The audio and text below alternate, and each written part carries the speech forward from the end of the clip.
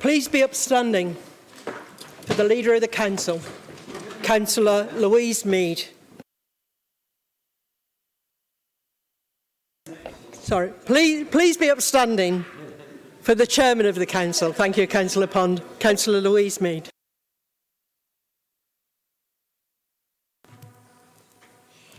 Good evening, councillors. Please be seated.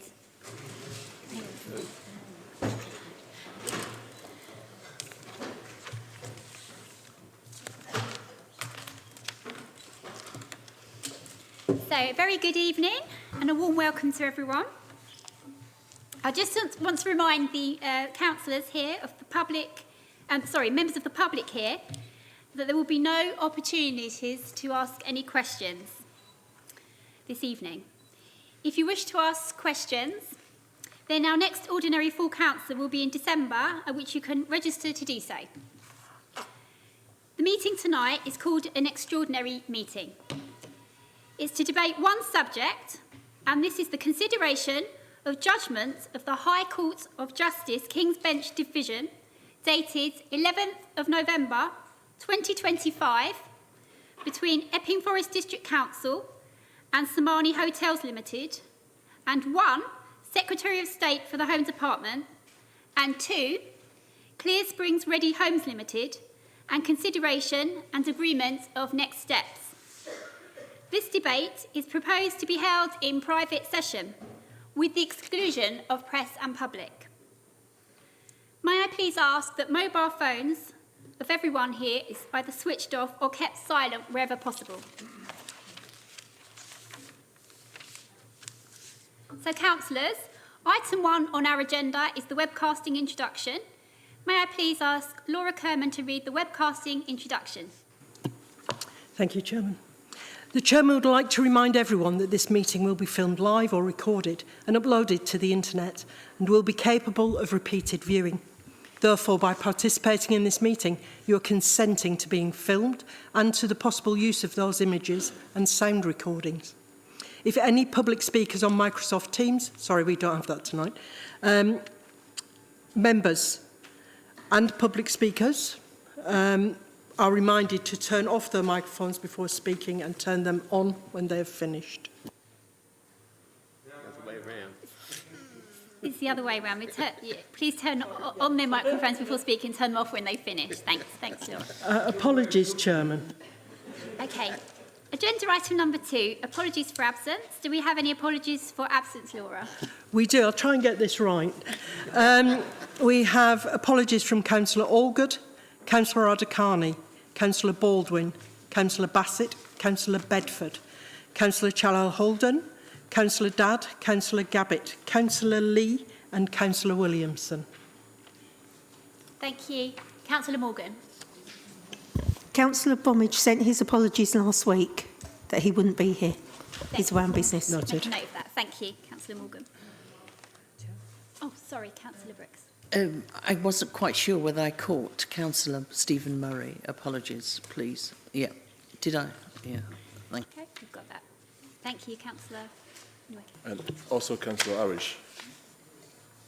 Councillor? I didn't hear Councillor Irish in the... Yes. He was thrown out. All right. Yeah. Okay. Anyone else? Thank you. So, agenda item number 3 is declarations of interest. Do we have any declarations of interest for our meeting tonight? No? Okay. Right. Agenda item number 4.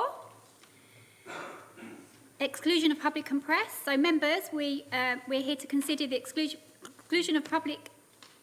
Before we consider the exclusion of public and press, the Leader of the Council, Councillor Whitbread, would like to address the Chamber. Thank you, Chairman, and thank you, members, for attending this evening. 2025 will be remembered as a defining year for our district. At the start of this year, the Bell stood closed, a former asylum seeker hotel shut by the previous government with no expectation of reopening. We were promised its return to normal operation, welcoming fee-paying guests as it had done for generations before. And then, against all reason, a new government elected on promises to close the remaining asylum seeker hotels bizarrely chose the Bell as the place to reopen. The decision was taken in the face of clear objections from this council and from our residents. Worse still, the choice to accommodate single men only deepened the strain on our community. I will not rehearse every instance since then. They have been well documented, debated and endured. Tonight we're here to decide what happens next. Do we continue to fight for closure, or do we allow the Home Office to prevail? Some will reasonably ask why this decision should not be made in public. But let me explain, Epping Forest District Council has played all the way through this with a straight bat. We have been open and transparent wherever possible, but tonight's discussion must protect legal privilege. In recent days, I'm sure we've all felt increasing anger at the actions of the Home Office and Clear Springs, where their decisions have brought hardship to our people. At the moment it's focused on Epping but felt across the district. Our residents have endured months of fear, anxiety, disruption, fires, sexual assaults, protest, even the farcical, mistaken release of a serious offender. It's unforgivable. Each incident compounding the sense of insecurity across our community, and particularly for the victims of those heinous crimes. And then, at the end of last week, another bombshell, out of the blue, with only 5 days to respond, and with the audacity to demand confidentiality. Clear Springs notified a manager, not even the chief executive or myself, of their plans to procure 8 new properties in Buckstill for asylum seekers. To be honest with you, I was completely staggered. After everything this district has endured, how could anyone believe Epping Forest is the right place for more accommodation? It shows beyond doubt the utter disrespect, the lack of compassion and the disdain which obviously Clear Spring and the Home Office regard our community. Members, let me be clear, we will fight this. We will not allow this disregard for our residents, and we will not stand silent. I've written in the strongest terms to the Prime Minister, the Home Secretary, the Secretary of State for Local Government and the Justice Secretary. Alongside that, all 3 ward councillors for Buckstill West have done likewise. I've instructed our officers we will not remain silent through this.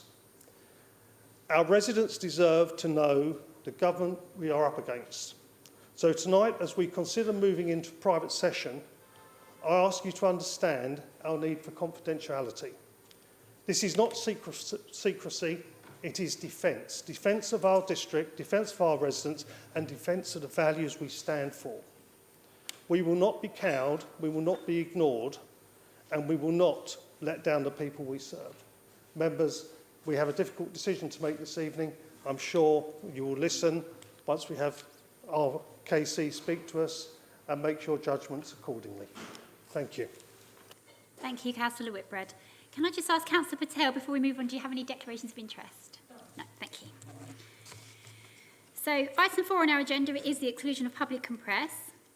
So, councillors, as you'll note, this item is for the council to resolve to exclude the public and press from the meeting in order to allow the council to consider the next item in private session. The meeting needs to be in confidential session in order for the council to receive and discuss its legal advice, and to avoid waiver of legal privilege with serious consequences should the council determine to appeal, and also financial considerations relating to the matter. So, councillors, do I have your agreement to exclude the public and press for item 5 on our agenda? Agreed. Thank you. So we're now going to clear the public gallery, and we're going to turn the webcast off. So if we just wait a moment, please, while that's done.